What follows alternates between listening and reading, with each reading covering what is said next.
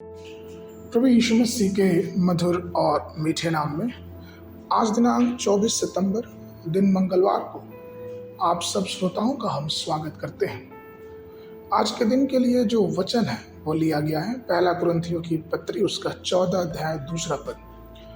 क्योंकि जो अन्य भाषा में बात करता है वो मनुष्यों से नहीं परंतु परमेश्वर से बातें करता है, इसलिए कि उसकी कोई नहीं समझता, क्योंकि वो भेद की बातें आत्मा में होकर बोलता है। प्रियो, जब आप पवित्र आत्मा प्राप्त करते हैं तो आपको अन्य भाषा में बोलने का अनुग्रह परमेश्वर के द्वारा मिलता है। ये पवित्र आत्मा ही है जो आपको अन्य भाषा बोलने का दान देता है। वह आपके अंदर आता है और आपके शरीर को परमेश्वर का मंदिर बनाता है। वह आपको भविष्य सूचक शब्द देता है और आप आत्मा में होकर परमेश्वर से बातें करते हैं। रोमियो की पुस्तक उसका 8 अध्याय 26 पद बताता है, इसी रीति से आत्मा भी हमारी दुर्बलता में सहायता करता है, क्योंकि हम नहीं जानते कि प्रार्थना किस रीति से करना चाहिए, परंतु आत्मा आप ही ऐसी आहें भर भर कर जो बयान से बाहर है हमारे लिए विनती करता है।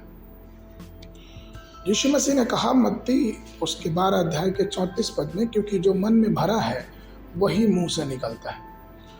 प्रियो, जब हृदय आत्मा के प्रति समर्पित हो जाता है और अभिषेक से भर जाता है तो हमारे मुख से सिर्फ परमेश्वर की बातें निकलती हैं। जब शिष्य उस उपरौती कोठरी में बैठे थे, प्रेरितों के काम उसका 2 अध्याय उसके 4 पद में पढ़ते हैं, तो वे सब के सब परमेश्वर की आत्मा से भर गए और वे अन्य भाषा में बोलने लगे। उसी दिन से उनका जीवन जो है वो चमक उठा। परमेश्वर हर दिन हर समय हमें और भी आगे बढ़ाना चाहता है। वह चाहता है कि हमारे मुखों से, हमारी बातों से परमेश्वर की सामर्थ्य की बात निकले। जब यशायाह को उसने बुलाया तो यशायाह के मुंह पे होठ को उसने छुआ और उसके अधर्म को दूर किया, और इसीलिए वो भविष्यवाणी करने लगा। जब भी परमेश्वर की आत्मा किसी भी मनुष्य पे उतरती है तो पहले वो जीभ को कंट्रोल में करती है। आपको मालूम है कि घोड़ा इतना बड़ा जानवर, उसको कंट्रोल करना है, उसको नियंत्रण में करना है, तो उसके मुंह में वो रस्सी लगाते हैं, उसके मुंह में लगाम लगाते हैं। जहाज को देखें, इतनी बड़ी जहाज, लेकिन फिर भी एक छोटे से पतवार से उसे नियंत्रित किया जाता है। उसी प्रकार से मनुष्य का जीवन उसकी जीभ में बसा हुआ रहता है। उसके जीभ को परमेश्वर पवित्र करता है और वो चाहता है कि उसकी जीभ से निकले हुए, उसके मुख से निकले वाली हर एक बातें परमेश्वर के लिए महिमा की होने पर। इसलिए परमेश्वर के प्रिय लोगों, अपने आप को हमें परमेश्वर के आगे समर्पित करना है।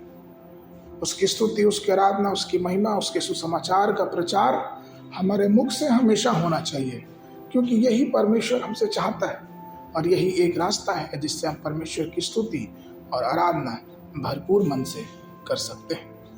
आज के मनन के लिए पहला कुरिन्थियों उसका 14 अध्याय 4 पद। जो अन्य भाषा में बातें करता है वो अपनी ही उन्नति करता है, परंतु जो भविष्यवाणी करता है वो कलीसिया की उन्नति करता है। बाइबल अध्ययन के लिए सुबह के समय श्रेष्ठ गीत की पुस्तक उसका 4 अध्याय 5 अध्याय, संध्या के समय गलतियों की पुस्तक उसका 3 अध्याय।